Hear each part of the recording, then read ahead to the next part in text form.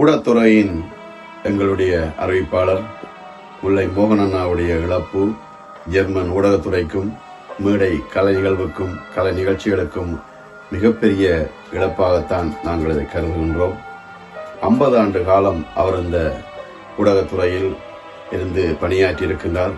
தாயகத்திலே மணிக்குரலிலே ஆரம்பமான அவருடைய கலைப்பயணம் அவர் இறக்கும் வரை அவருடைய கம்பீரமான அந்த குரலால் மக்களை கவர்ந்து இன்று அவர் இறந்த செய்தி கேட்டு உண்மையிலேயே மிகவும் வேதனையாக இருக்கிறது.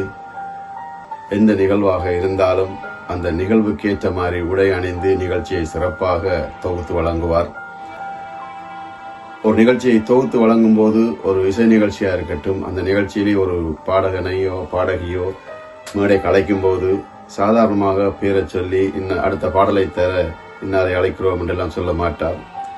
அவர் என்ன செய்து கொண்டிருக்கிறார், அவர் என்ன செய்தவர், இதுக்கு முதல் என்னெல்லாம் செய்திருக்கிறார் அந்த கலைத்துறையில என்பதெல்லாம் அவர் எடுத்து அந்த கலைஞனை அவர் அறிமுகப்படுத்தி மக்கள் முன் அறிவிப்பு செய்வார். அடுத்த தலைமுறைக்கு இந்த அறிவிப்பை நகர்த்த வேண்டும், கொண்டு செல்ல வேண்டும் என்பதில் அக்கறையாக இருந்தவர். அவர் அதை செய்தும் இருக்கின்றார். அப்படியான ஒரு நல்ல உள்ளம் கொண்ட முல்லை மோகனண்ணாவுடைய இழப்பு மேலேயே வேதனையும் கவலையமாக இருக்கிறது. அவர் இந்த வருடம் இல்லை, அடுத்த வருடத்துக்கான நிகழ்ச்சிகளை கூட தன் கைவசம் வச்சிருக்கின்றார், பல கலை நிகழ்ச்சிகள். அவருடைய ஆத்மா சாந்தி அடைய எல்லோருக்கும் பொதுவான இறைவனை வேண்டுகின்றேன். ஓம் சாந்தி.